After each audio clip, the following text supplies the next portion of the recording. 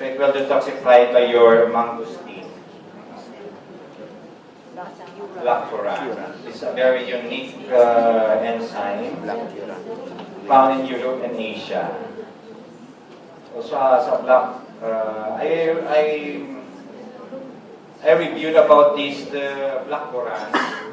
It was shown that Lacturan is 10 times more potent than your lutein. So some are taking lutein for your eyes to prevent cataract or eye disease. Our Lacturan is more potent than that, 10 times. I think that Lacturan is the one responsible for my good eyesight. I'm taking, I started to take last December and started to have a good eyesight after 3 months, March. How much do you take? 999. It's the same price with Stent Enhance. How many? The NA. Dosage. So if you have a lot of complication, I suggest to have 3 capsules a day. So for prevention, you have to take twice.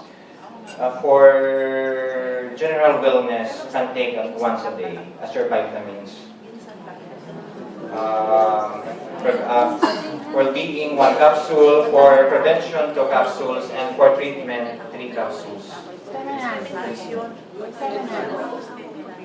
Enhance for diabetes. Stem Enhance for diabetes, so I suggest, I think we suggest 1 gram a day for me.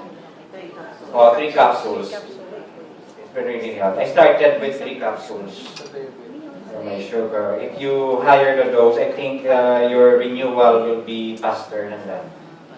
You can have 6, 9, but for practical reason, you can use 3 capsules.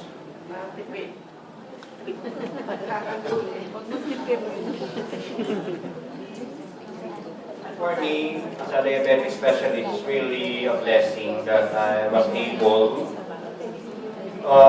to join STEMTech.